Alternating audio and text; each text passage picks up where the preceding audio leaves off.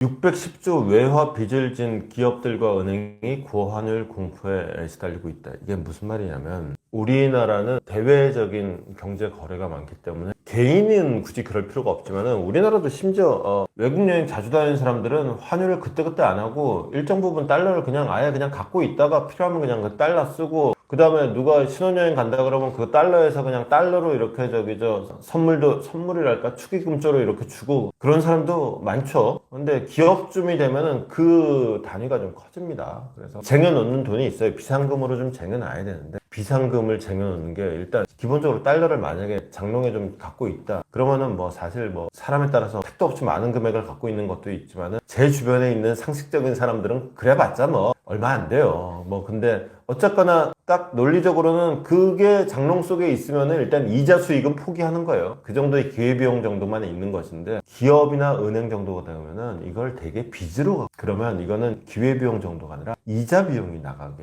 되는 문제가 되거든요. 그런데 여기서 환율이 갑자기 급등해. 트럼프가 들어와서 강달러, 그것만 해도 허덕허덕하겠는데 심지어 국내 정치적인 요인으로 코리아 디스카운트로 환율이 더 올랐어. 이러면은 예시를 들면 이런 거, 아시아나 항공이 이익이 3,600억 정도 된다? 환율 10%만 오르면은 싹 다 날아간다. 그러니까 기업의 규모가 클수록 비상금으로 쟁여놓는 달러도 크고, 그래서 환율이 급등했을 때 그로 인한 손해도 막심해진다라는 거예요. 어제도 제가, 어제였나 그제였나 비슷한 얘기를 했었죠. 어제는 제가 삼성으로 얘기하면서 요즘에는 아예 공장을 밖에다 지어놓는다. 그리고 공장을 짓는 비용 때문에 달러가 오르면은 이제 옛날에 막 수출하면은 이거 뭐 환율 오르면은 사실은 땡큐야. 정말 옛날 얘기다 얘기했잖아요. 그건 일단 미국에다 공장 짓는 비용 부담이 너무 커지는 측면이 커서 그랬는데, 반대로 얘기하면 일반적인 수출 중소기업들이란데도 옛날에는 공장에서 요공들이 졸아가매 이렇게 가발 만들어 가매 그거 이제 머리카락을 뽑아서 수출을 해가지고는 했으니까 환율이 올랐다? 아이고 이게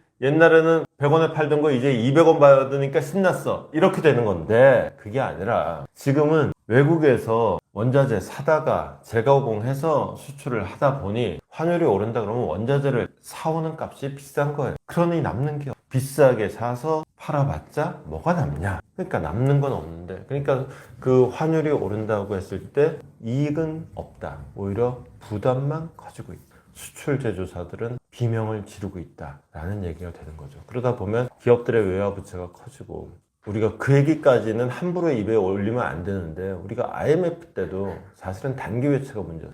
그래서 단기 외채를 한동안은 안 질라 그랬단 말이에요. 근데 기업들 입장에서는 단기 외채를 쓸 수밖에 없어요. 왜냐? 그게 싸거든. 단기 외채가 싸요. 그때 잠깐 썼다가 잠깐 갚고 아니면 돌려막기 하고 하면은 어차피 10년을 쓰더라도 짧게 쓰겠는 게 금융비용이 오히려 더 싸요. 그러니까 단기 외채를 쓰지. 근데 그러다 보니까 이게 단기 외채가 너무 큰 거지. 그러다가 이게 어느 날 갑자기 환율이 뻑 올라버리면은 갑자기 비용 부담이 국가 전체적으로 너무 팍 커지는 거죠. 그 극단적인 사례가 이제 우리 외환위기 상황이었던 거죠. 갚으려고 그랬더니 달러가. 사실은 그래서 달러를 쟁여놓는 거. 그 경험 때문에. 그러니까 우리가 지금 탄핵도 마찬가지고 다 학습 효과 때문에 이러고 있는 건데, 그 학습 효과가 오히려 더 안 좋은 결과를 낳는 예가 상당수 있어요. 다만 이건 있어요. 그때는 외환위기 때 당시에는 우리 외환보유고가 거의 빵원이었어요. 근데 지금은 이제 그때하고는 비교할 수도 없고, 전 세계적으로 봐도 이제 그 액수로 따지면 뭐 1등, 2등하고 비교할 바는 아닌데, 등수로 따지면 그래도 꽤 됩니다. 그러다 보니까 아직은 괜찮다 그랬는데, 이게 문제는 환율이 이렇게 급격하게 움직이면은 기업들이 이렇게 힘들잖아요. 그리고 정부로서도 거시경제를 관리하기가 힘들어지니까 정부도 이제 환율에 살짝 손을 댄단 말이에요.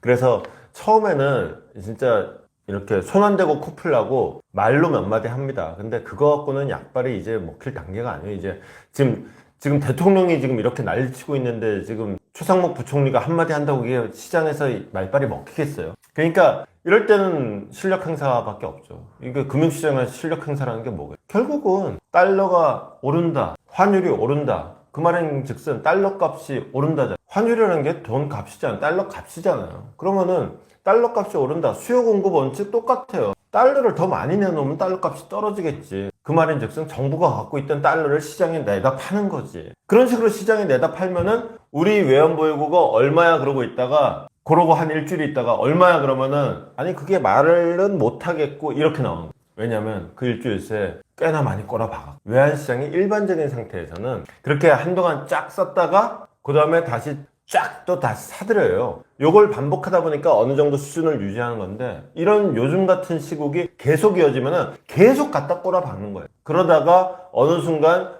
요 정도면 쟤네 돈, 지갑에 돈 거의 떨어질 때 됐는데 싶으면은 여기서 국제 투기 자본들이 와라락 달라고 들어가 버리면 작살나는 거예요. 지금 기업의 얘기를 중심으로 정부까지 왔는데 그래서 지금 한국은행이 금리를 또 내린다는 얘기를 하죠. 그럴 수밖에 없을 겁니다. 지금 이거는 뭐 관세에 대한 대책이라고 하는데 같은 얘기예요.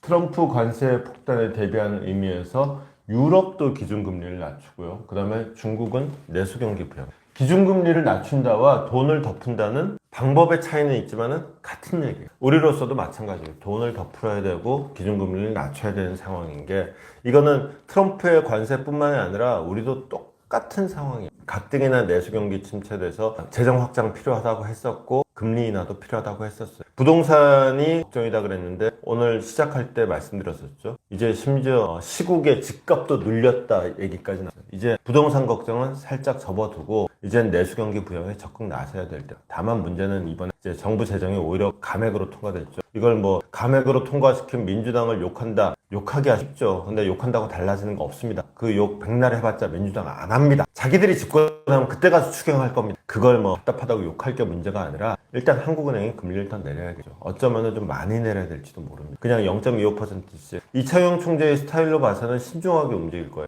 그렇게 급하게 엑셀 받거나 급하게 브레이크 밟거나 하는 스타일은 아니에요. 근데 지금으로서는 사실 정부의 역할이 제한적이라서 한국은행이 좀 적극적으로 나서줘야 될 필요가 있긴 해요. 지금 유럽 나섰고 중국 같은 경우에는 이건 뭐 정부, 당, 뭐 은행, 심지어 기업까지 다 한 몸이에요. 이건 뭐 중국 같은 경우는 말할 나위도 없고 중국이 지금 하고 있는 게 사실은 우리가 필요한 정책이기도 한 거예요. 지금 뭐 미국의 정책은 기본적으로 중국을 때리는 겁니다. 근데 필연적으로 한국한테도 올 수밖에 없어요. 이거를 뭐 제발 우리한테는 오지 마라 기도한다고 뭐가 바뀌냐고. 적들이 쳐들어오려고 폼 잡고 있다. 그러면 쳐들어오지 마라 기도한다고 뭐가 달라집니까? 뭐 성이라도 쌓든지 해야지.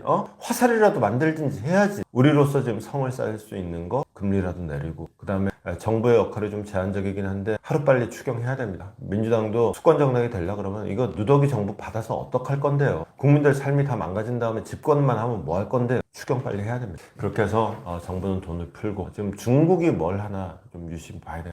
정치적으로 중국을 배우는 거는 위험하지만 경제적으로 중국 정부가 하는 거 산업정책, 금융정책 함께 컨닝할 거 컨닝하면서 가볼 필요가 있을 것 같습니다. 트럼프 리스크를 내수를 늘려 메꾼다. 자, 우리는 트럼프 리스크 중국하고 똑같이 맡고 있고요. 그 다음에 거기다 국내 리스크까지 있습니다. 결국은 살려야 됩니다.